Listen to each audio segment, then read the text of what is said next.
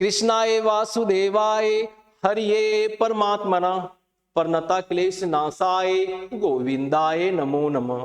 बोलो राधे रानी की जय। मैं बहुत दिनों के बाद आपके पास उपस्थित हुआ हूं।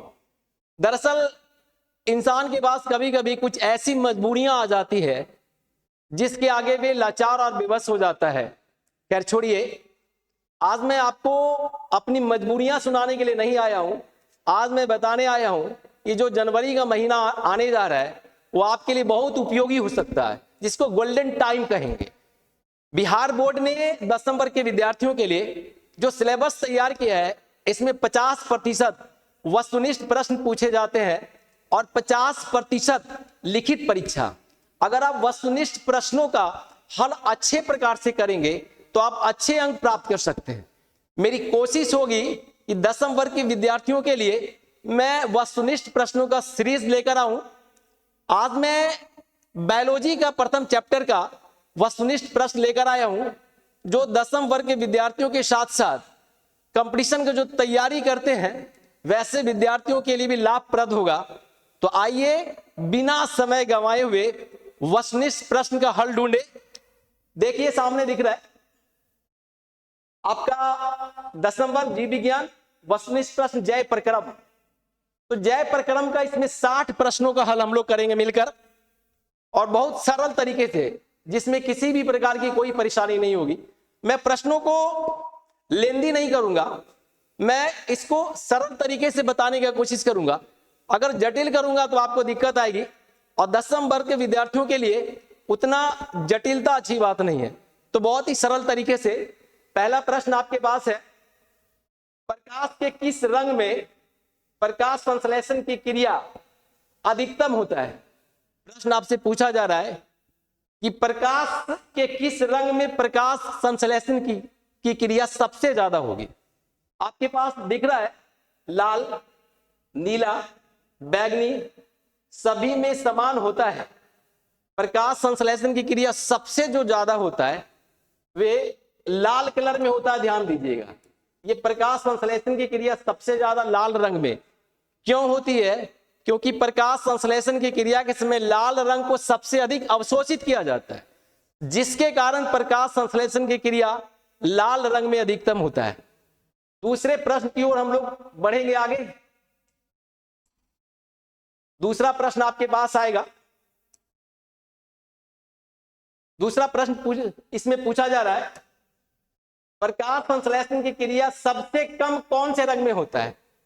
प्रकाश संश्लेषण की क्रिया, पहला प्रश्न क्या था कि प्रकाश संश्लेषण की क्रिया सबसे अधिक किस रंग में होता है।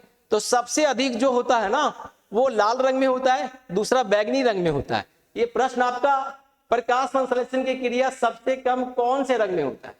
सामने दिख रहा है लाल, बी में आपको हरा दिख रहा है, सी में पीला, डी में नीला। तो प्रकाश संश्लेषण की क्रिया जो है, ये प्रकाश संश्लेषण की क्रिया सबसे कम जो होता है ये हरे रंग में होता है। क्यों ऐसा होता है? प्रकाश संश्लेषण की क्रिया सबसे कम कौन से रंग में होता है? हरा रंग में होता है, क्योंकि हरा रंग का अवशोषण सबसे कम होता है, जिसके कारण प्रकाश संश्लेषण की क्रिया सबसे कम हरे रंग में होता है। ध्यान दीजिएगा, प्रकाश संश्लेषण की क्रिया सबसे अधिक लाल रंग में, दूसरा बैगनी रंग में, और प्रकाश संश्लेषण की क्रिया सबसे कम, आपका आंसर आ गया दूसरा हरा रंग। तीसरे प्रश्न की ओर बढ़ेंगे। तीसरा प्रश्न आपका पूछा जा रहा है, तीसरा प्रश्न आपका देख रहे हैं, वह जय प्रक्रम जिनके द्वारा शरीर में ऊर्जा का उत्पादन होता है। वह जय प्रक्रम जिनके द्वारा शरीर में ऊर्जा का उत्पादन होता है। तो इसमें ए में आपका श्वसन दिख रहा है, बी में आपका पोषण दिख रहा है, सी में उत्सर्जन और डी में उत्तेजनशीलता। जय प्रक्रम किसको कहते हैं? जीवन का विकास, वृद्धि और विकास जो होता है ना, जीवन का वृद्धि और विकास हर स्थिति में हर समय 24 घंटा होते रहता है। इसको कहेंगे हम जय प्रक्रम। जीवन का चलना, जीवन का विकास होना, जीवन का बढ़ना जय प्रक्रम कहलाता है। तो वह जय प्रक्रम जिनके द्वारा शरीर में ऊर्जा का उत्पादन होता है। ए में आपको इसका आंसर आएगा श्वसन। इसका आंसर आपका श्वसन। वह जय प्रक्रम जिनके द्वारा शरीर में ऊर्जा का उत्पादन होता है। श्वसन क्रिया जब करते हैं ना तो शरीर में ऊर्जा का उत्पादन होता है। जरा सोचिए, क्या मरे हुए व्यक्ति को अगर आप भोजन ठूस देंगे मुंह में तो क्या ऊर्जा बनेगा? वो खड़ा हो सकता है? नहीं ना। तो श्वसन इसका आंसर आएगा, श्वसन।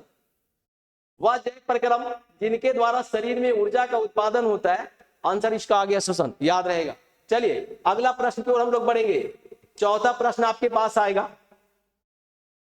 चौथा प्रश्न देखिएगा सामने, प्रश्न पढ़िएगा। ट्रिप्सिन नामक एंजाइम पाया जाता है। ट्रिप्सिन नामक एंजाइम पाया जाता है। यह ट्रिप्सिन एंजाइम, यह ट्रिप्सिन नामक एंजाइम पाया जाता है।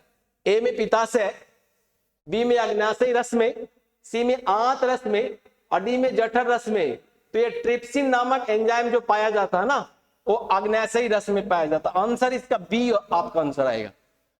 ट्रिप्सिन नामक एंजाइम पाया जाता है अग्न्याशयी रस में। आगे हम लोग बढ़ेंगे, पांचवें प्रश्न की ओर बढ़ेंगे। पांचवा प्रश्न आपके पास, पांचवा प्रश्न बोल रहा है सजीव में निम्न में से कौन जय प्रक्रम पाए जाते हैं? सजीवों में कौन सा जय प्रक्रम पाया जाता है? जो हमारा जीवन चलता है ना उसमें क्या क्या जरूरी है?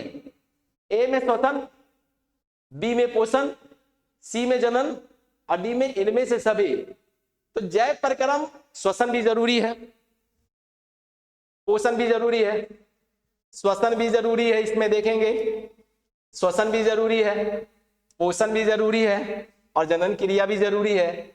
जीवों में कौन जय प्रक्रम, सजीव में निम्न में कौन जय प्रक्रम पाए जाते हैं? आंसर इसका आ जाएगा डी, इनमें सभी।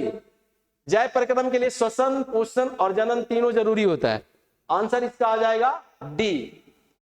आगे हम लोग बढ़ेंगे, छठे प्रश्न की ओर बढ़ेंगे। छठा प्रश्न आपका देखिए, छठा प्रश्न आपके पास आ गया। अमीबा अपना भोजन ग्रहण करता है। अमीबा अपना भोजन ग्रहण करता है। ए में दांत द्वारा, बी में भोजन रसधानी द्वारा, सी में केंद्रक द्वारा, डी में कुटपाद द्वारा। अमीबा जो भोजन, अमीबा एक कोशीय जीव है जो मीठे जल में रहता है। अमीबा का भोजन करने का कोई विशेष अंग नहीं होता है। अमीबा को जब भी भूख लगती है, अमीबा को जब भी भूख लगती है तो एक रचना बनाता है, वो उंगली नुमा रचना तैयार करता है। उंगली नुमा रचना जब भी भूख लगती है, इस रचना को कूटपाद कहा जाता है। कूटपाद। आंसर आपका मिल गया होगा। अमीबा अपना भोजन ग्रहण करता है किसके द्वारा?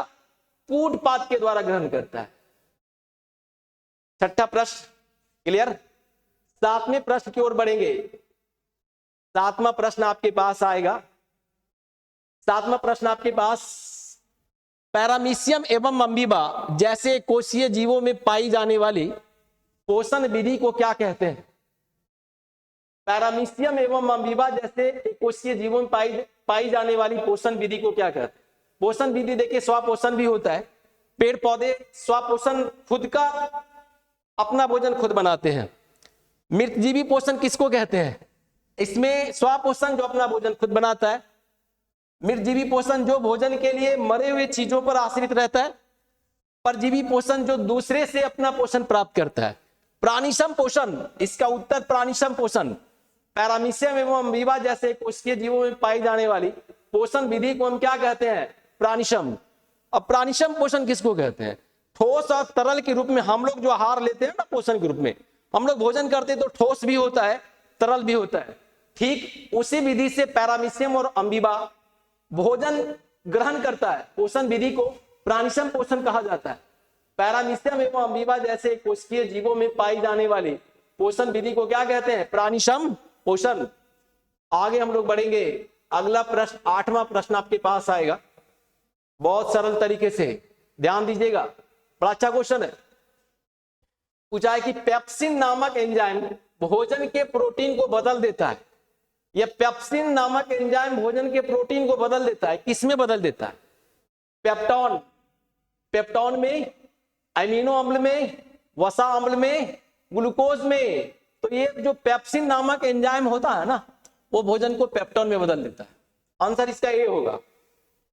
पेप्सिन नामक एंजाइम भोजन के प्रोटीन को बदल देता है, किसमें?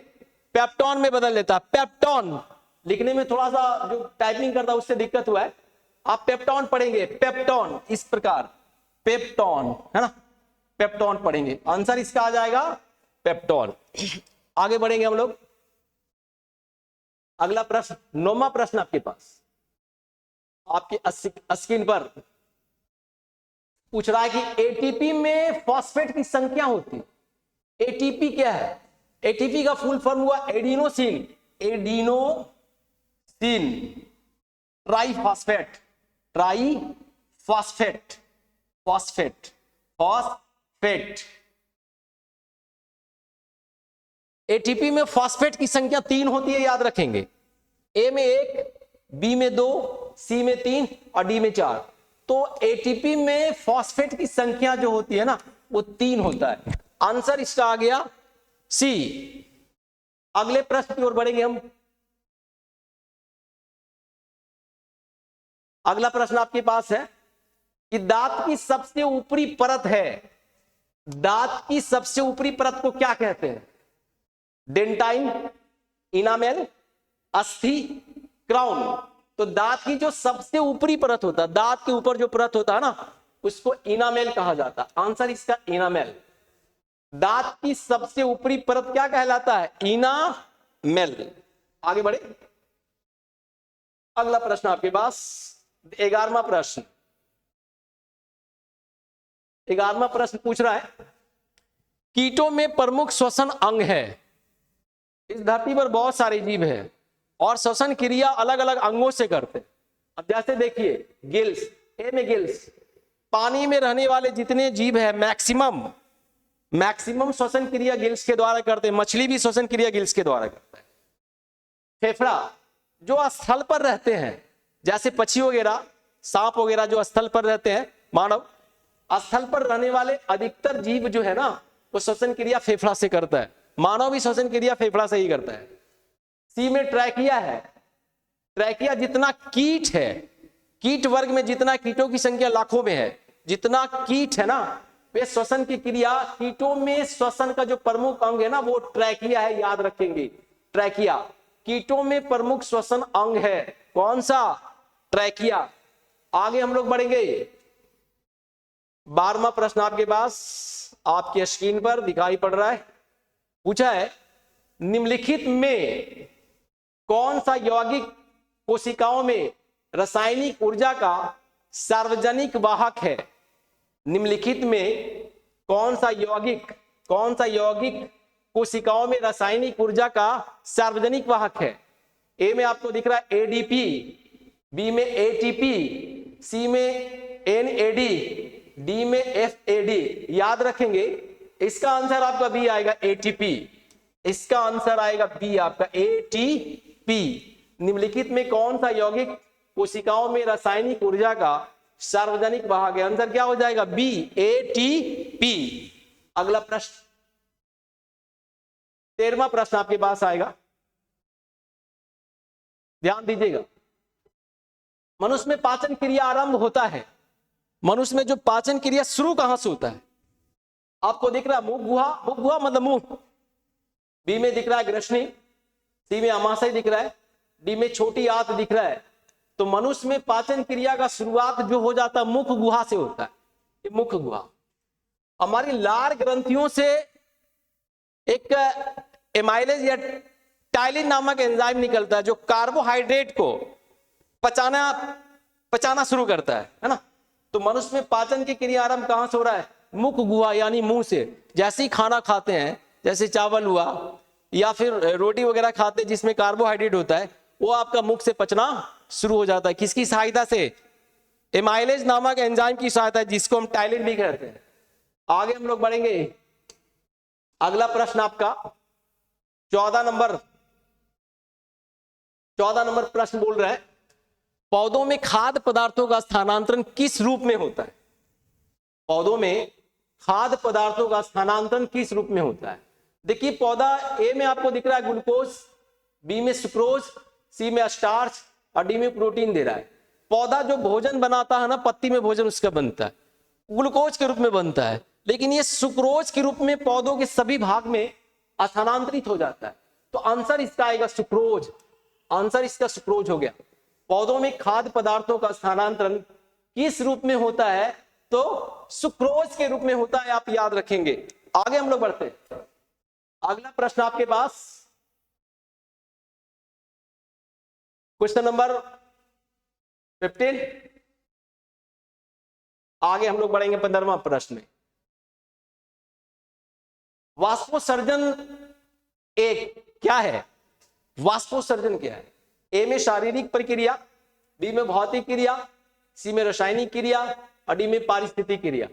देखिए वाष्पोत्सर्जन क्या होता है ना, जितना भी पेड़ पौधे हैं, मृदा में जो जल होता है वो अवशोषित करता है जड़ के द्वारा, और ऊपर की ओर बढ़ते बढ़ते बढ़ते के द्वारा, है ना, वो पत्तियों तक पहुंचता है और ये बाहर निकलता है, पत्तियों से बाहर निकलता है। तो वाष्पोत्सर्जन एक क्या है?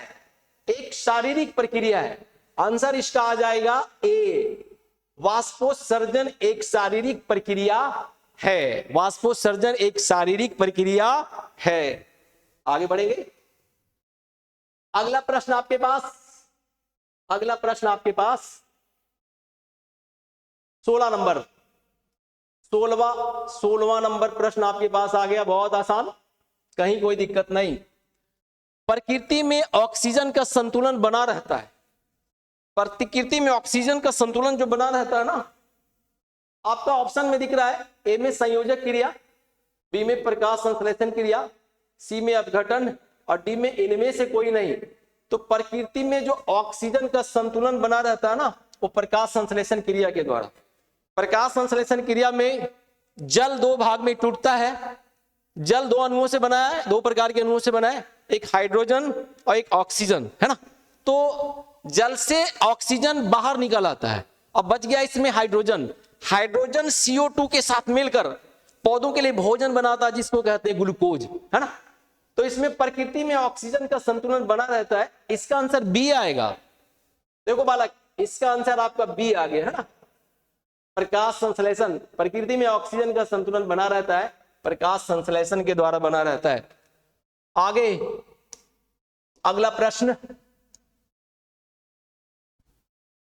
मेरे नौनिहालों के लिए। अगला प्रश्न देखिए, पौधों में वाष्पोत्सर्जन किस भाग में होता है? अभी मैंने आपको बताया कि पौधा मृदा से जल प्राप्त करता है। पौधों के जड़ में मूलरोम पाया जाता है, वो जल को ग्रहण करता है, वो जड़ में देता है और जड़ से ऊपर जाइलम के द्वारा धीरे धीरे पत्ती तक पहुंचता है। तो पौधों में वाष्पोत्सर्जन किस भाग में होता है? ए में आपको जड़ दिख रहा है, बी में तना, सी में पत्ती, डी में फूल। पौधों में वाष्पोत्सर्जन क्रिया आप समझ गए होंगे, पत्ती के द्वारा होता है। पत्ती में छिद्र पाया जाता है, जिसको हम स्टोमाटा कहेंगे। वहीं से जो भी पेड़ पौधे पानी को कंटिन्यू 24 घंटे पानी को ग्रहण करते हैं मृदा से। तो पानी को ग्रहण करते हैं तो ये पानी को निकलना भी तो जरूरी होता है। तो पानी निकलेगा कहां से? तो पानी इसका पत्तियों से निकलता है। पौधों में वाष्पोत्सर्जन किस भाग में होता है? तो आंसर इसका आ जाएगा सी। कौन सा भाग से? पत्ती से होता है। क्लियर, भूलेंगे नहीं। अगला प्रश्न आपके पास देखिए, अगला प्रश्न क्या बोल रहा है? बोल रहा है कि द्विखंडन होता है। द्विखंडन एक जनन विधि है ना। तो पूछ रहा है कि द्विखंडन किसमें हो रहा है? ए में अम्बीबा दिख रहा है, बी में पैरामीशियम, सी में लिस्मैनिया दिख रहा है और डी में इनमें से सभी दिख रहा है। देखिए द्विखंडन इसमें दो में होता है। आपको याद रखना है कि द्विखंडन जनन अमीबा में भी होता है। आपको याद रखना है कि द्विखंडन जनन पैरामीशियम में भी होता है। ये आपको ध्यान रखिए, है ना। आपके सिलेबस में जो डाला गया है ना, वो अमीबा डाला गया है, लेकिन आपको ध्यान रखना है कि द्विखंडन जनन जो होता है ना, वो अमीबा में भी होता है और पैरामीशियम में भी होता है। लेकिन आपका जो सिलेबस है ना, उसमें अमीबा आएगा, ठीक है। तो द्विखंडन किसमें होता है? अमीबा में भी होता है। तो आपको ध्यान क्या रखना है कि पैरामीशियम में भी होता है। अगर पूछ दिया आपका ए और बी दोनों, ए और बी, अगर ए है ना, ए प्लस बी दोनों, इसका उत्तर आपका अमीबा भी आएगा, पैरामीशियम, दोनों इसका उत्तर सही है। तो आप प्रश्न को बनाएंगे ध्यान से। अगर जिस प्रकार आपका ऑप्शन दिया जाएगा उसी प्रकार आपसे बनाएंगे। द्विखंडन किसमें हो रहा है? अमीबा में भी हो रहा है और किस में हो रहा है, पैरामीशियम में भी हो रहा है। आगे हम लोग बढ़ेंगे। 19वां प्रश्न देखो बालक, 19वां प्रश्न में क्या पूछ रहा है, प्रकाश संश्लेषण क्रिया में ऑक्सीजन बाहर निकलता है। प्रकाश संश्लेषण क्रिया जब होती है तो ऑक्सीजन किससे बाहर निकलता है, ए में जल से, बी में CO2 से, सी में ग्लूकोज से, सी में ग्लूकोज से, डी में किसी से नहीं। तो प्रकाश संश्लेषण क्रिया में ऑक्सीजन बाहर किससे निकलेगा, जल से निकलेगा ना, आंसर इसका जल। प्रकाश संश्लेषण क्रिया के समय ऑक्सीजन बाहर किससे, जल से निकलता है। जल दो भाग में टूटता है, हाइड्रोजन पेड़ के अंदर ही रह जाता है, CO2 के साथ मिलकर भोजन बनाता है ग्लूकोज, और ऑक्सीजन बाहर चला आता है। तो प्रकाश संश्लेषण क्रिया में ऑक्सीजन बाहर निकलता है किससे, जल से। आगे हम लोग बढ़ेंगे, बहुत ही आसान तरीके से, सरल तरीके से आप समझेंगे। देखिए, मैग्नीशियम पाया जाता है, प्रश्न है आपका कि मैग्नीशियम पाया जाता है। ऑप्शन आपको दिख रहा है, ए में क्लोरोफिल में, बी में लाल रक्त कण में, सी में वर्णी लवक में, डी में श्वेत रक्त कण में। तो मैग्नीशियम पाया जाता है आपका क्लोरोफिल में, ए आंसर सही होगा। मैग्नीशियम क्लोरोफिल में पाया जाता है। लाल रक्त कण में मैग्नीशियम नहीं, इसमें लौह तत्व पाया जाता है लाल रक्त कण में। वर्णी लवक कलर वाला होता है ना, लवक 3 प्रकार का लवक होता है, वो आगे मैं फिर कभी आपको बताऊंगा। मैग्नीशियम पाया जाता है किसमें, क्लोरोफिल में। आगे बढ़ेंगे हम लोग, अगला प्रश्न आपके पास आएगा 21वां प्रश्न। 21वां प्रश्न देखिएगा, पढ़िएगा बढ़िया से। पत्तियों में गैसों का आदान प्रदान कहां है, मतलब पत्तियों में गैसों का आदान प्रदान कहां से होता है। पत्तियों में गैसों का आदान प्रदान जो है ना, कहां से हो रहा है।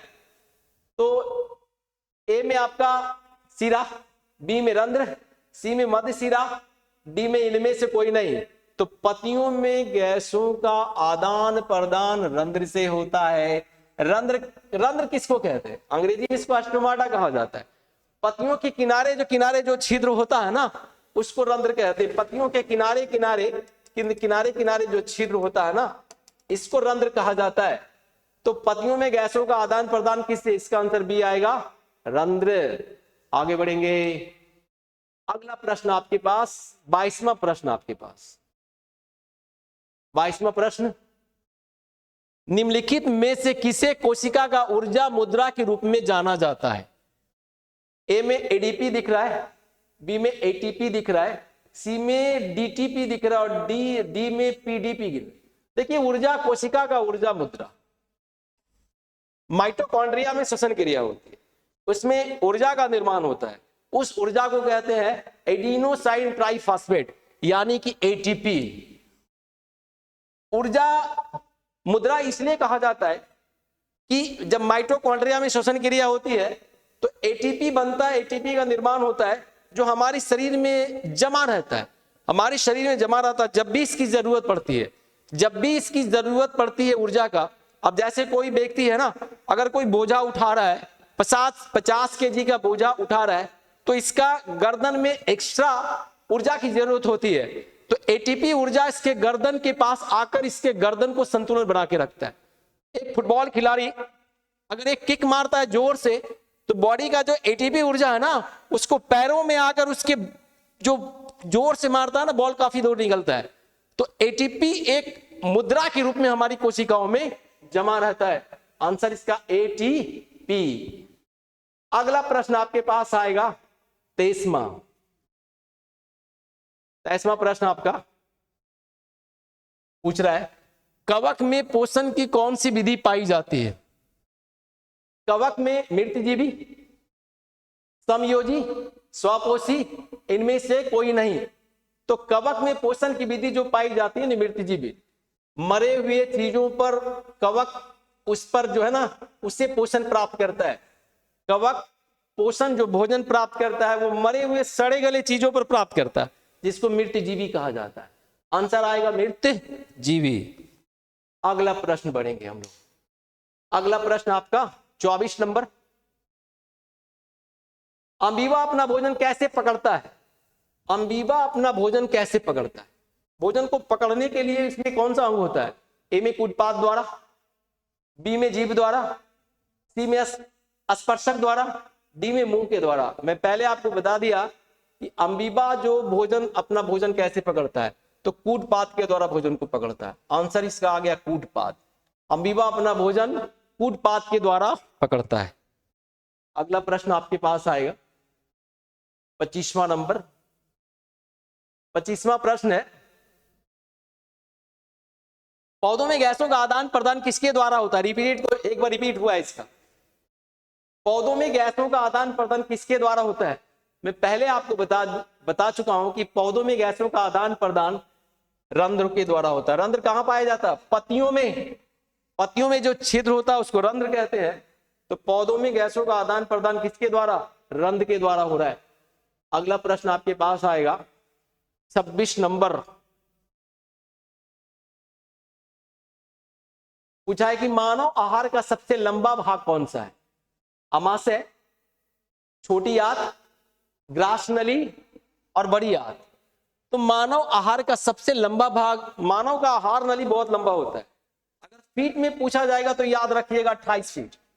फीट में पूछा जाएगा तो 28 फीट, और मीटर में जब पूछा जाएगा तो 8 से 10 मीटर रह सकता है। ये आपका मीटर में है ना।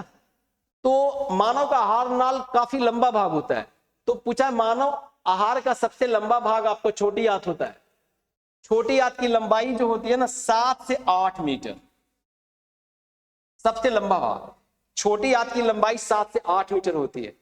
यह प्रश्न भी आपका बहुत आसानी से मिल गया उत्तर इसका। मानव आहार का सबसे लंबा भाग कौन सा है? आंसर क्या आएगा? छोटी आंत। आगे हम लोग बनाएंगे बाबू। देख बेटा, अगला प्रश्न की पूछ रहे कि हरे पौधे कहलाते हैं। हरे पौधे क्या कहलाते हैं? उत्पादक किसको कहते हैं? जो उत्पादन करता है ना उसको उत्पादक कहते हैं। उपभोक्ता जो उत्पादित वस्तुओं को खाता है, उपयोग करता है, उसको उपभोक्ता कहते हैं। अपघटक जो मरे हुए जीव जंतुओं को अपघटित कर देता है और उसको मृदा में मिला देता है। सूक्ष्म जीव अपघटन की क्रिया करते हैं। ठीक है, तो हरे पौधे क्या कहलाते हैं? हरे पौधे उत्पादक कहलाते हैं, याद रखिएगा। आंसर इसका हो जाएगा उत्पादक। हरे पौधे क्या कहलाते हैं? उत्पादक। आंसर इसका ए। अगला प्रश्न की ओर जाएंगे। 28वां प्रश्न आपके पास आ गया। स्टोमाटा के खुलने और बंद होने की क्रिया को कौन नियंत्रित करता है? कौन नियंत्रित करता है? कौन नियंत्रित करता है? कौन नियंत्रित करता है? स्टोमाटा के खुलने और बंद होने की क्रिया को कौन नियंत्रित करता है? द्वार कोशिकाएं, सहचर कोशिकाएं, चालिनी कोशिकाएं, मूल रोम। मूल रोम, यहां 4 ऑप्शन दिया हुआ है। तो स्टोमाटा के खुलने और बंद होने की क्रिया को नियंत्रित करता है द्वार कोशिकाएं। द्वार कोशिकाएं पत्तियों में पाया जाता है। देखिए क्या होता है ना, अगर कंटिन्यू पेट से सारे जल अगर निकल जाएंगे तो बड़ा मुश्किल हो जाएगा पेड़ पौधों को जीवित रहना। तो इसको बंद होता है और खुलता है, बंद होता है और खुलता है ना। तो स्टोमाटा के खुलने और बंद होने की क्रिया को नियंत्रित कर रहा द्वार कोशिकाएं। जो स्टोमाटा, पत्तियों के स्टोमाटा के पास ही द्वार कोशिकाएं पाई जाती है। तो स्टोमाटा के खुलने और बंद होने की क्रिया को कौन नियंत्रित कर रहा है बेटा? द्वार कोशिकाएं। चलिए इसका आंसर मिल गया। चले आगे बढ़े हम लोग। 19वां प्रश्न देख लीजिए। पूछा है कि कौन सा एंजाइम वसा पर क्रिया करता है? वसा पर क्रिया कौन करता है? बट वसा को कौन पचाता है? पेप्सिन। पेप्सिन प्रोटीन को पचाता है, खासकर दूध के प्रोटीन को। ट्रिप्सिन ये भी प्रोटीन को पचाता है। एमाइलेज कार्बोहाइड्रेट को पचाता है। लाइपेज वसा। आंसर इसका सी आएगा। कौन सा एंजाइम वसा पर क्रिया करता है? तो लाइपेज नामक एंजाइम जो है ना वसा पर क्रिया करता है, यानी वसा को पचाने में सहयोग करता है। आंसर इसका सी आ गया। कौन सा एंजाइम वसा पर क्रिया करता है? कौन सा एंजाइम? लाइपेज। पेप्सिन किस पर करता है? प्रोटीन पर। ट्रिप्सिन किस पर करता है? प्रोटीन पर। लाइपेज किस पर? वसा पर। एमाइलेज किस पर? कार्बोहाइड्रेट पर। याद रखिएगा पेप्सिन बच्चों में अधिक होता है, क्योंकि दूध के प्रोटीन को स्पेशल अग्न्याशयी रस से जो है ना 2 प्रकार का एक एंजाइम स्रावित होता है, पेप्सिन और ट्रिप्सिन। तो पेप्सिन दूध के प्रोटीन को पचाता है। ठीक है, चले आगे बढ़ेंगे। आंसर इसका सी हो जाएगा। अगला प्रश्न आपके पास, 30वां प्रश्न आपके पास आ रहा है। देखिए, बड़ा आसान प्रश्न है। हमारा शरीर किस पीएच परास के बीच कार्य करता है? पूछा है कि हमारा शरीर किस पीएच मान पर सबसे अच्छे तरीके से काम करता है। तो पीएच मान जो शरीर का होना चाहिए ताकि हमारा ऑर्गन अच्छे तरीके से काम करे, तो पीएच मान होना चाहिए आपका 7.0 से 7.8। इसका आंसर आ जाएगा 7.0 से 7.8। हमारा शरीर किस पीएच परास के बीच कार्य करता है? 7.0 से 7.8, 7.0 से 7.8। इसका आंसर आ जाएगा डी। अगला प्रश्न, 31वां प्रश्न देखिए क्या पूछा है। स्वपोषी पोषण के लिए क्या आवश्यक है? यानी कि स्वपोषी कौन करता है? स्वपोषी पोषण पेड़ पौधे करते हैं। तो प्रकाश संश्लेषण क्रिया के लिए क्या क्या जरूरी होता है, यही पूछ रहा है प्रश्न। स्वपोषी पोषण के लिए क्या क्या आवश्यक है? पर्णहरित भी आवश्यक है, सूर्य का प्रकाश भी जरूरी है, और कार्बन डाइऑक्साइड भी जरूरी है। तो आंसर क्या आएगा? इनमें से सभी। स्वपोषी पोषण के लिए सब कुछ जरूरत है। पर्णहरित का जो पत्तियों में पाया जाता है ना, सूर्य के प्रकाश का, और कार्बन डाइऑक्साइड का। आंसर क्या हो जाएगा? इनमें से सभी। अगला प्रश्न आपके पास,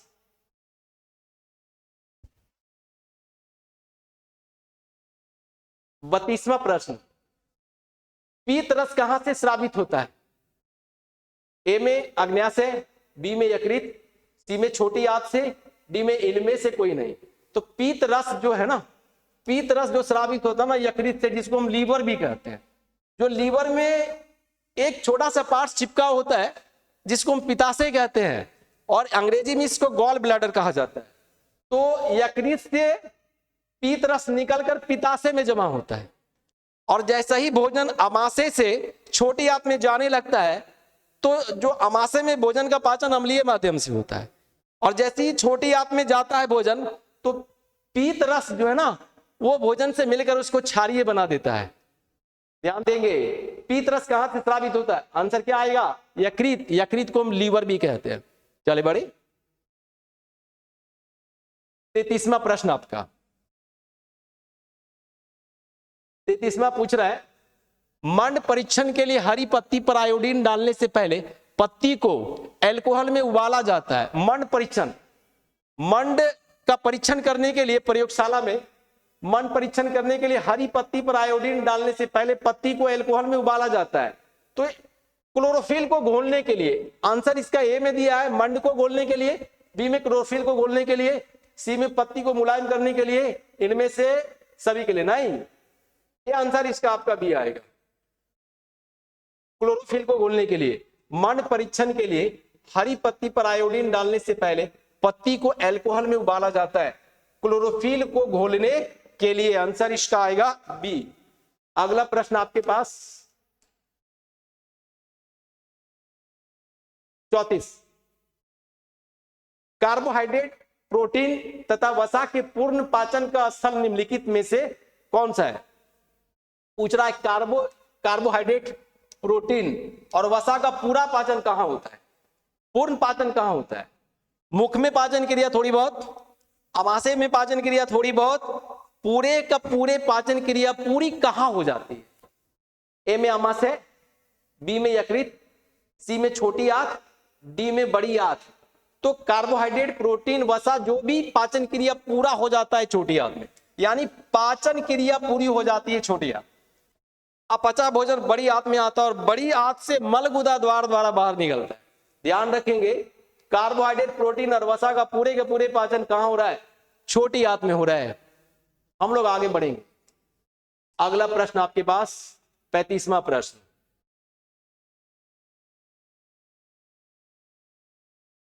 एक वयस्क मनुष्य में कितने दांत होते हैं? एक वयस्क मनुष्य में कितने दांत होते हैं? ए में 28, बी में 30, सी में 32, डी में 34। देखिए, एक वयस्क मनुष्य में दांत कितने प्रकार, 32 दांत 4 प्रकार का होता है। 4 प्रकार का दांत जो होता है ना, वो 32 दांत 4 प्रकार का होता है। अगर आप हिंदी में याद रखेंगे, कृतंक, दूसरा आपका केनाइन, दूसरा हिंदी में याद रखेंगे तो रदनक, तीसरा आपका अग्रचवर्णक,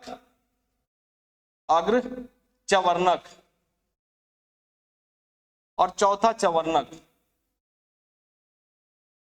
देखिए 32 दांत 4 प्रकार का होता है बेटा, याद रखना। हिंदी में अगर याद रखेंगे तो कृतंक यहां भी अनुसार हो सकता है, कृतंक, रदनक, अग्रचवर्णक, चवर्णक। अंग्रेजी में अगर याद रखेंगे तो आपका इंसाइजर, अंग्रेजी में इंसाइजर एक हो गया। इंसाइजर के बाद केनाइन, प्रीमोलर, मोलर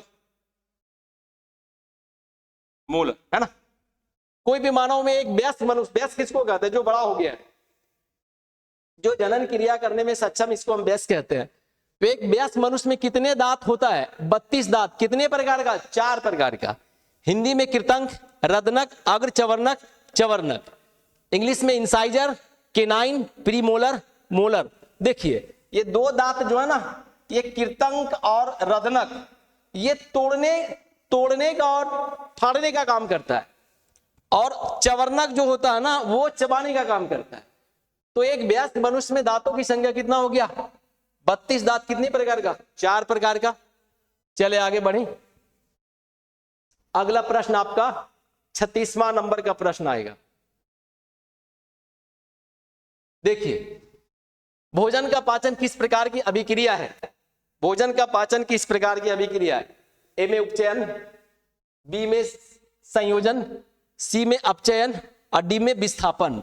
तो भोजन का पाचन जो है ना, इसमें आंसर आपका अपचयन, इसको आप घटन भी कह सकते हैं, अपघटन, अपघटन भी कह सकते हैं, वियोजन भी प्लस वियोजन, प्लस अपचयन है ना। इसमें भोजन के जो अवयव होते हैं ना, वो बड़े कण होते हैं, छोटे कणों में परिवर्तित होता है।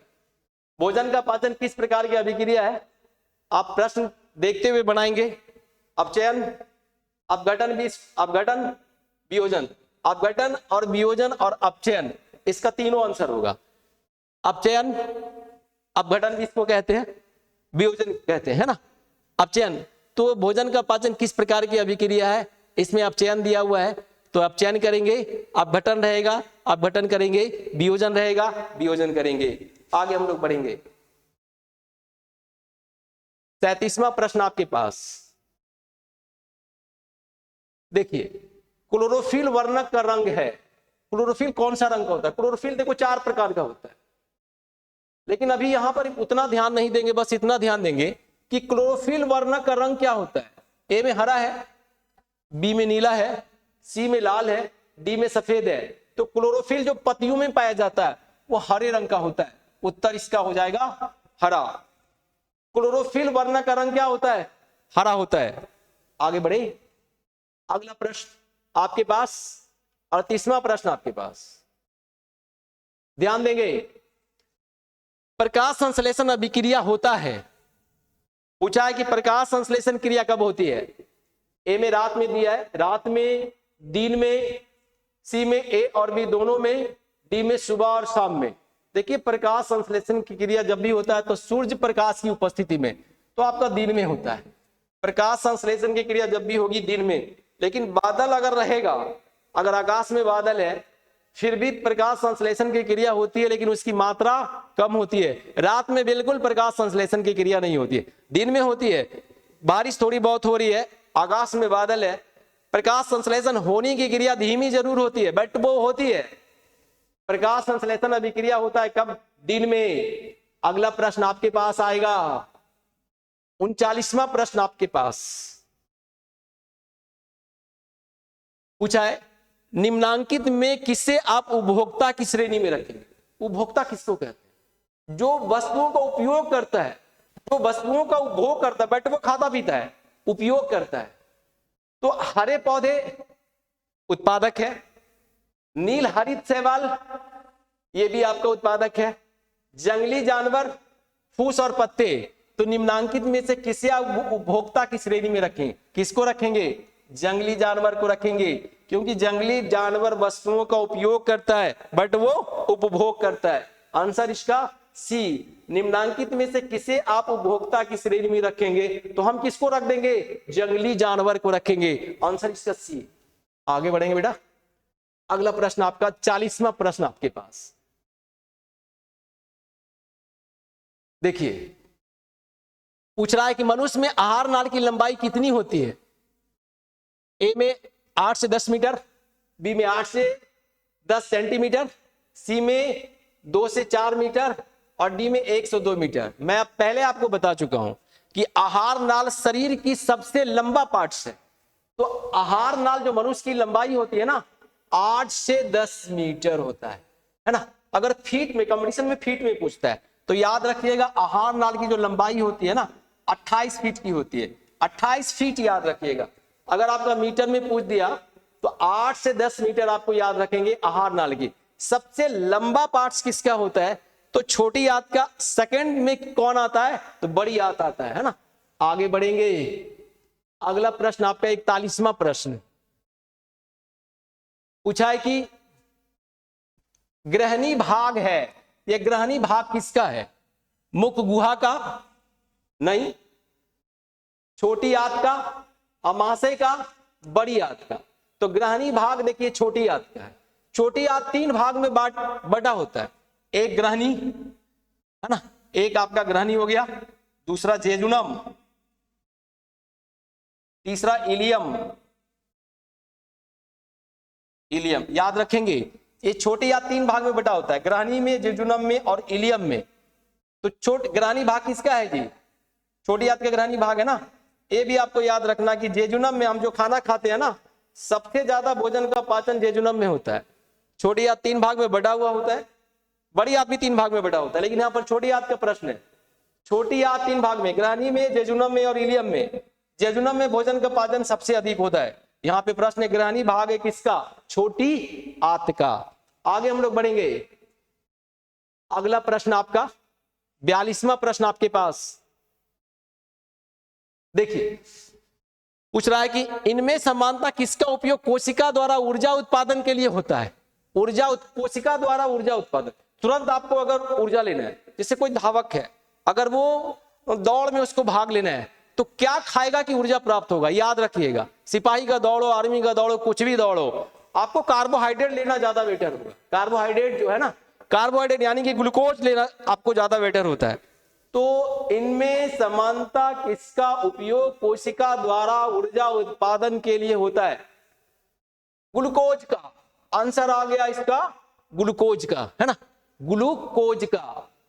अगला प्रश्न आपके पास आएगा 43वां प्रश्न आपके स्क्रीन पर।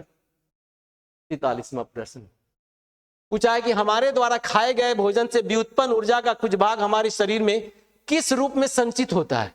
ए में ग्लूकोज, बी में ग्लाइकोजन, सी में अमीनो अम्ल।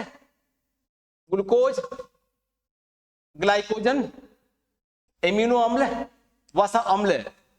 हमारे द्वारा खाए गए भोजन से व्युत्पन्न ऊर्जा का कुछ भाग हमारे शरीर में किस रूप में संचित रहता है? तो देखिए, ये आपका ग्लाइकोजन के रूप में संचित रहता है।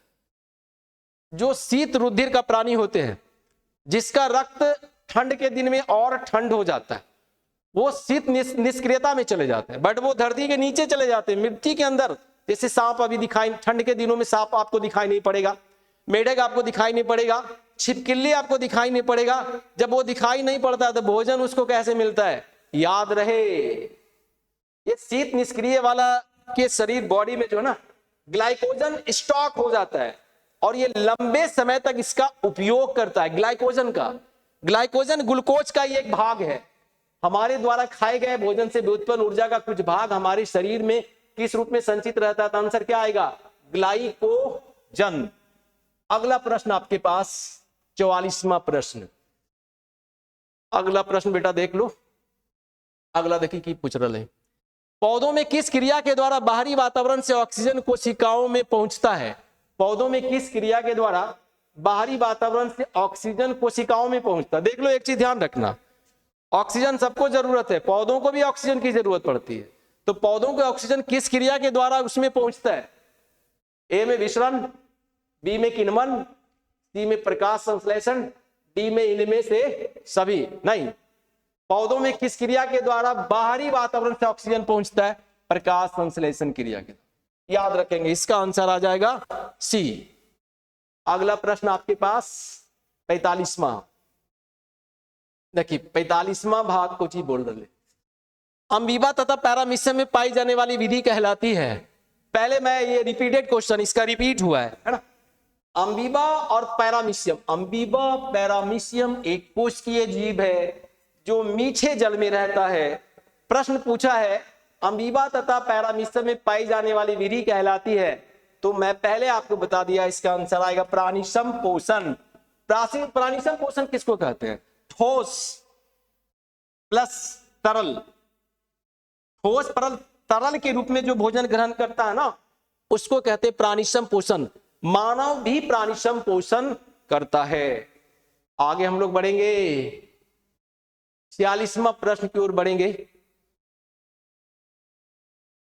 देखिए, इसको भी तुम लोग जान रहे हो, वसा का पाचन करने वाला एंजाइम कौन सा है?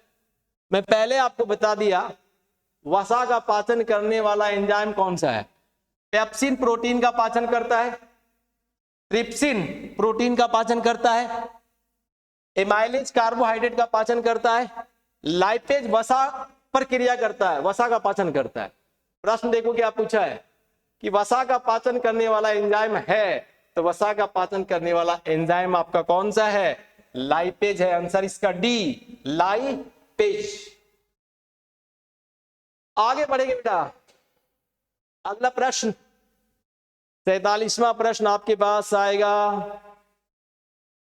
देखो क्या पूछा है, टाइलिन परिवर्तित करता है। टाइलिन क्या परिवर्तित करता है?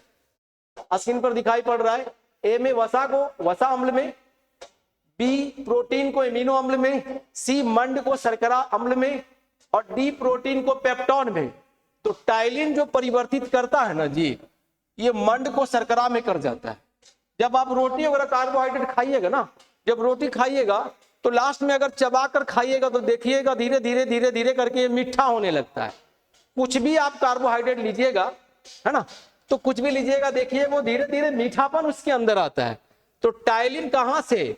टाइलिन हमारे लार ग्रंथियों से स्रावित होने वाला एंजाइम है जो मंड को शर्करा अम्ल में परिवर्तित करता है। किसमें करता है? मंड को शर्करा अम्ल में। अगला प्रश्न आपके पास 48वां प्रश्न आपके पास, देखो अभी तुरंत बता रहे थे, लार में पाया जाने वाला एंजाइम कौन सा है? लार में पाया जाने वाला एंजाइम कौन सा है? लार में ए में ट्रिप्सिन है, बी में लाइपेज है, सी में एमाइलेज है, और डी में इरेप्सिन है ना। तो लार में कौन सा पाया जाता है? एमाइलेज। आंसर इसका क्या होगा? सी। आंसर इसका सी। आगे बढ़ेंगे, अगला प्रश्न आपका 49, निम्नलिखित में कौन सा एंजाइम मनुष्यों में नहीं पाया जाता है? देखिए इसको ध्यान देना है, निम्नलिखित में कौन सा एंजाइम मनुष्यों में नहीं पाया जाता है? कौन सा एंजाइम? मनुष्यों में बहुत सारा एंजाइम पाया जाता है, लेकिन ढूंढना है कौन सा नहीं पाया जाता है। माल्टेज देखो पाया जाता है, एमाइलेज भी पाया जाता है ना, लाइपेज भी पाया जाता है, सेलुलोज नहीं पाया जाता है। सेलुलोज एंजाइम पौधों में पाया जाता है। याद रखिएगा, प्रश्न क्या पूछा है, देखिए निम्नलिखित में कौन सा एंजाइम मनुष्यों में नहीं पाया जाता है, तो इसका आंसर क्या आएगा? सेलुलोज। सेलुलोज मनुष्यों में नहीं, किसमें? पेड़ पौधों में पाया जाता है। चले, इसका भी हल मिल गया। आगे हम लोग बढ़े, 50वां प्रश्न आपके पास आएगा। देखो क्या पूछा है, यकृत में बनने वाला रस है। इस प्रश्न को घुमा फिरा के पुनः पूछा गया है। पूछ रहा है कि यकृत में बनने वाला रस क्या है? पीत रस, जठर रस, अग्न्याशय रस, आंत रस। ये यकृत किसको कहते हैं? लीवर को। यकृत हम लीवर को कहते हैं ना, LIVER, लीवर। यकृत हम लीवर को कहते हैं ना। तो यकृत में बनने वाला रस पीत रस। कौन सा रस? पीत रस। पीत रस, यकृत में बनने वाला कौन सा रस? पीत रस। आंसर इसका क्या होगा? ए। आगे बढ़े। एकामन, देखो क्या है, वे जीव जिनका पोषण सड़ी गली चीजों पर आश्रित रहता है। पूछ रहा है कि वैसा जीव जो सड़ी गली चीजों पर पोषण प्राप्त करते हैं उसको हम क्या कहते हैं? परजीवी कहते हैं, मृतजीवी कहते हैं, स्वपोषी कहते हैं, परपोषी कहते हैं। प्रश्न क्या है? वे जीव जिनका पोषण सड़ी गली चीजों पर आश्रित रहता है उन्हें कहा जाता है मृतजीवी कहा जाता है। आंसर क्या होगा इसका? मृतजीवी। 52, प्रश्न संख्या 52 आपके पास पूछा है कि ऑक्सीजन उपलब्ध नहीं होने पर पाइरुवेट का परिवर्तन जंतुओं में किस यौगिक में होता है? पाइरुवेट का परिवर्तन जंतुओं में किस यौगिक में होता है? आंसर इसको हम पहले बता देंगे, फिर पाइरुवेट के बारे में बताएंगे। ए में लैक्टिक अम्ल, बी में इथेनॉल, सी में सैटिक अम्ल, डी में ग्लूकोज। पहले समझेंगे कि ऑक्सीजन उपलब्ध नहीं होने पर श्वसन क्रिया दो प्रकार की होते हैं, याद रखिएगा। एक होता है ऑक्सी श्वसन, एक होता है अनऑक्सी श्वसन। इसको अंग्रेजी में कहते हैं वायवीय श्वसन, अवायवीय श्वसन, है ना। एक होता है वायवीय श्वसन, वायवीय श्वसन, है ना, प्लस ऑक्सी श्वसन, ऑक्सी श्वसन, ऑक्सी श्वसन, है ना। इधर दूसरा हो गया अवायवीय श्वसन, अवायवीय श्वसन, अवायवीय श्वसन, है ना। और दूसरा हो गया अनॉक्सी श्वसन, हिंदी में अनॉक्सी श्वसन। मैक्सिमम जीव जो धरती पर है ना वो आपका वायवीय श्वसन यानी कि ऑक्सी श्वसन करता है। जब श्वसन की क्रिया ऑक्सीजन की उपस्थिति में होती है इसको वायवीय श्वसन बोलेंगे और ऑक्सी श्वसन बोलेंगे। अंग्रेजी में वायवीय श्वसन और हिंदी में ऑक्सी श्वसन। जो क्रिया वैसा श्वसन जिसमें बिना ऑक्सीजन का, कुछ ऐसे जीव होते हैं, कुछ ऐसे सूक्ष्म जीव होते हैं उसको ऑक्सीजन की जरूरत नहीं पड़ती है, तो वो श्वसन क्रिया करता अवायवीय श्वसन, जिसको हिंदी में कहते हैं अनॉक्सी श्वसन। तो जब अनॉक्सी श्वसन क्रिया होती है ना तो ये पाइरुवेट अम्ल उत्पन्न होता है। तो पाइरुवेट अम्ल की उत्पत्ति जो होती है ना वो कोशिका द्रव में होती है और इसका ऑक्सीकरण जो होता है ना माइटोकॉन्ड्रिया में होता है। याद रखिएगा पाइरुवेट अम्ल कब बनेगा? अनॉक्सी श्वसन, अवायवीय श्वसन के समय, है ना। वो सूक्ष्म जीव जो होते हैं ना जिसको ऑक्सीजन की जरूरत नहीं पड़ती है वो अवायवीय श्वसन क्रिया करता है जिसमें पाइरुवेट अम्ल का उत्पन्न होता है। तो पाइरुवेट अम्ल कहां उत्पन्न हो रहा है? कोशिका द्रव में। और कहां इसका ऑक्सीकरण इसका कहां हो रहा है? माइटोकॉन्ड्रिया में। ऑक्सीजन उपलब्ध नहीं होने पर पाइरुवेट का परिवर्तन जंतुओं में किस रूप में होता है? तो आंसर इसका आएगा लैक्टिक अम्ल। कौन सा अम्ल? लैक्टिक अम्ल। फिर से देखिए ऑक्सीजन उपलब्ध नहीं होने पर पाइरुवेट का परिवर्तन जंतुओं में किस यौगिक में होता है? आंसर क्या आ गया इसका? लैक्टिक अम्ल। आगे हम लोग बढ़ेंगे। अगला प्रश्न आपके पास 53वां प्रश्न।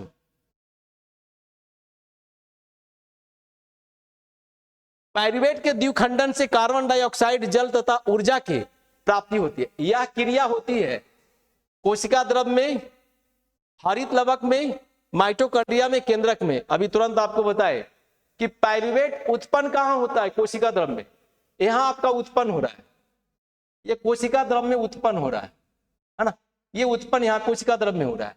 लेकिन ये पूछा है पाइरुवेट के विखंडन से कार्बन डाइऑक्साइड, जल तथा ऊर्जा का प्राप्ति होती है। यह क्रिया कहां हो रहा है? माइटोकॉन्ड्रिया में। क्रिया कहां हो रहा है? माइटोकॉन्ड्रिया में। फिर से समझिए पाइरुवेट के विखंडन से कार्बन डाइऑक्साइड, जल तथा ऊर्जा की प्राप्ति होती है। यह क्रिया होती है कहां? माइटोकॉन्ड्रिया में। आंसर इसका बी, माइटोकॉन्ड्रिया। आगे बढ़ेंगे। अगला प्रश्न आपके पास 54वां प्रश्न। देखिए ध्यान से पढ़िएगा। कोई भी प्रश्न बनाने से पहले देखो विद्यार्थी क्या गलती करता है।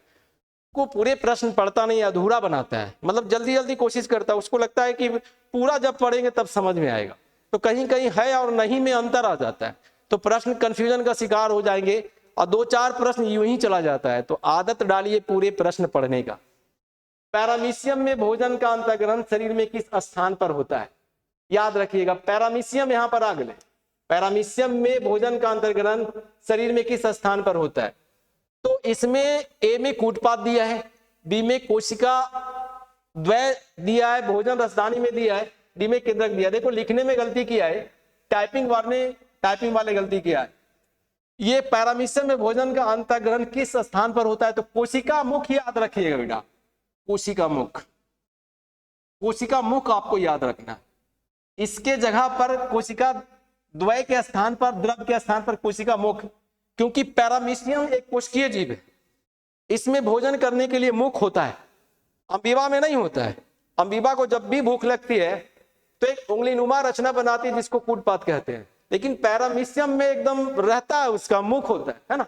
तो पैरामीशियम में भोजन का अंतर्ग्रहण शरीर में किस स्थान पर होता है? कोशिका मुख। आंसर क्या आएगा? कोशिका मुख। आगे बढ़ेंगे। 55, प्रश्न संख्या 55, निम्नलिखित में किसे कोशिकीय ईंधन कहा जाता है? कोशिकीय ईंधन कहा जाता है। ए में ग्लूकोज, बी में विटामिन, सी में खनिज, डी में प्रोटीन। देखिए सारा कोशिकीय ईंधन किसको कहते हैं? इसमें आपको तुरंत जो ऊर्जा प्रदान करता है, हम खाना खाते हैं ना तो प्रोटीन को पचने में टाइम लगता है, वसा को पचने में टाइम लगता है, लेकिन ग्लूकोज तुरंत पचता है, सबसे पहले कार्बोहाइड्रेट। तो निम्नलिखित में से किसे कोशिकीय ईंधन कहा जाता है? ग्लूकोज को कहा जाता है। निम्नलिखित में से किसे कोशिकीय ईंधन कहा जाता है? आंसर इसका क्या आएगा? ए, ग्लूकोज को। चलिए आगे बढ़े, अगला प्रश्न आपके पास आएगा 56। देखो बेटा ध्यान देना, पायरुवेट का पूर्ण ऑक्सीकरण कहां होता है? मैं पहले आपको बता दिया इसके बारे में, है ना। पूछ रहा है कि पायरुवेट का पूर्ण ऑक्सीकरण, पायरुवेट क्या एक अम्ल है, वो कब निर्माण, ग्लाइकोलिसिस क्रिया होती है और ऑक्सीशोषण के समय पायरुवेट अम्ल का निर्माण होता है। लेकिन प्रश्न क्या है? पायरुवेट का पूर्ण ऑक्सीकरण कहां होता है? तो माइटोकॉन्ड्रिया में। कहां होता है? माइटोकॉन्ड्रिया में। कोशिका द्रव में वो उत्पन्न होता है। पायरुवेट अम्ल का उत्पन्न कहां होता है? कोशिका द्रव में। लेकिन उसका ऑक्सीकरण कहां हो रहा है? माइटोकॉन्ड्रिया में। आगे बढ़ेंगे, अगला प्रश्न आपका 57।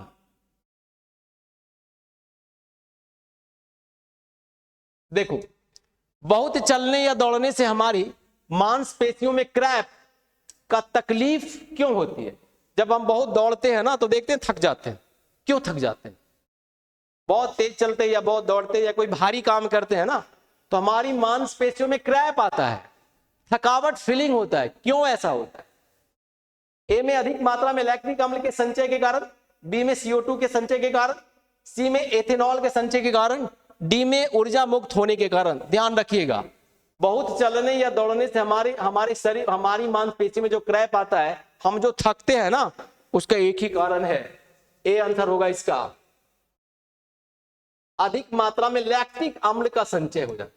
जब हम दौड़ते हैं, जब हम खेलते हैं, जब हम कोई सामान उठाते हैं तो हमारी बॉडी में एक अम्ल बनता है, लैक्टिक अम्ल बनता है। यही लैक्टिक अम्ल हमारे शरीर को थका देता है। आंसर क्या हो गया? लैक्टिक अम्ल। बहुत चलने या दौड़ने से हमारी मांसपेशियों में क्रैम्प का तकलीफ क्यों होती है? अधिक मात्रा में लैक्टिक अम्ल के संचय के कारण। आगे बढ़ेंगे हम, प्रश्न संख्या 58। मुख गुहा में आहार का कौन सा पाचन होता है? प्रश्न पूछा है कि मुख गुहा में आहार का कौन सा भाग का पाचन होता है? पहले आपको बता दिए, प्रोटीन का पाचन शुरू हो जाता है आमाशय में, वसा आपका पाचन छोटी आंत में है ना, कार्बोहाइड्रेट मुख से पाचन शुरू हो जाता है, न्यूक्लिक अम्ल हम डीएनए को कहते हैं, आरएनए डीएनए को हम न्यूक्लिक अम्ल कहते हैं, ठीक है, वो केंद्रक के अंदर पाया जाता है। तो मुख गुहा में आहार का कौन सा भाग पचता? पहले बता दिए कि मुख में जो पचता है वो कार्बोहाइड्रेट पचता है, कार्बोहाइड्रेट किस में पाया जाता है? रोटी में, चावल में, आलू में। सबसे ज्यादा कार्बोहाइड्रेट खजूर में। खजूर का, अगर केला में कार्बोहाइड्रेट बहुत सारे होते हैं, तो मुख्य गुहा में आहार का कौन सा भाग पाचन होता है? कार्बोहाइड्रेट का। कार्बोहाइड्रेट का। अगला प्रश्न आएगा 59। देखो ध्यान देना, मनुष्य में कितनी जोड़ी लार ग्रंथियां पाई जाती है? 1, 2, 3, 4। मनुष्य में देखो 3 जोड़ी लार ग्रंथियां पाई जाती है। 3 जोड़ी लार ग्रंथि, एक इस कान के पास, दूसरा इस कान के पास, तीसरा जीभ के नीचे। 3 जोड़ी लार ग्रंथियों का नाम याद रखना बेटा। पहला का नाम है पैरोटिड। पैरोटिड, पैरोटिड लार ग्रंथि। दूसरा आपका नाम है जिसको कहते हैं सब मैडिबुलर। सब मैडिबुलर, मैडिबुलर लार ग्रंथि। तीसरा जो लार ग्रंथि पाई जाती है इसको कहते हैं सब लिंगुअल लार ग्रंथि। सब लिंगुअल, सब लिंगुअल लार ग्रंथि, लार ग्रंथि, है ना। पूछा है क्या, मनुष्य में कितनी जोड़ी लार ग्रंथि पाई जाती है? 3 जोड़ी। नाम क्या है? पैरोटिड लार ग्रंथि, सब मैडिबुलर लार ग्रंथि, तीसरा में सब लिंगुअल लार ग्रंथि। एक राइट कान, एक लेफ्ट कान, एक जीभ के नीचे। अंतिम प्रश्न की ओर हम लोग बढ़े। प्रश्न संख्या 60। देखो पूछा है क्या, वायुमंडल में CO2 कितना प्रतिशत है? वायुमंडल में CO2 कितना प्रतिशत है? ए में 0.3%, बी में 0.03%, सी में 0.0003% और डी में 21%। याद रखिएगा, देखिए ये सब गलती होने की संभावना इसमें ज्यादा होता है। वायुमंडल में सबसे ज्यादा क्या पाया जाता है? तो नाइट्रोजन, जिसकी मात्रा 78% होती है। नाइट्रोजन, नाइट्रोजन, है ना, 78%। ऑक्सीजन 21%। ऑक्सीजन, ऑक्सीजन 21%, है ना। कितना हो गया? 99 हो गया ना। 1% में बहुत सारे निष्क्रिय गैस पाया जाता है। बहुत सारे ऐसे गैस होते हैं, 6 प्रकार का गैस 1% में होता है। तो इसमें CO2 जो होता है ना, बड़ा इंपॉर्टेंट होता है। CO2 की बहुत ही जरूरत है, लेकिन CO2 अगर बढ़ेगा तो नुकसान भी पहुंचा रहा है। CO2 जो है ना, वायुमंडल में कितना प्रतिशत CO2 पाया जाता है? तो यहां देखिएगा ध्यान, आंसर इसको आप टिक मारिएगा, है ना, 0.03%। वायुमंडल में CO2 कितना प्रतिशत पाया जाता है? 0.03%। तो आज मैं बायोलॉजी का जो पहला सीरीज है, पहला चैप्टर, उसे मैं बताया।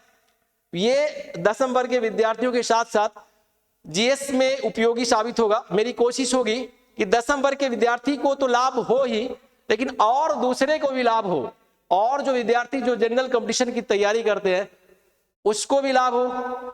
मेरी कोशिश होगी कि पूरे जनवरी तक 10वीं वर्ग के विद्यार्थियों के लिए सारे का सारे वस्तुनिष्ठ प्रश्न, सारे पेपर्स का वस्तुनिष्ठ प्रश्न लेकर आऊं। मेरी कोशिश होगी, मैं प्रयास तो जरूर करूंगा, क्योंकि ये जो जनवरी का टाइम है गोल्डन टाइम होता है। चलिए नेक्स्ट अगला चैप्टर में मिलते हैं अगले दिन। जय हिंद, जय भारत, राधे राधे।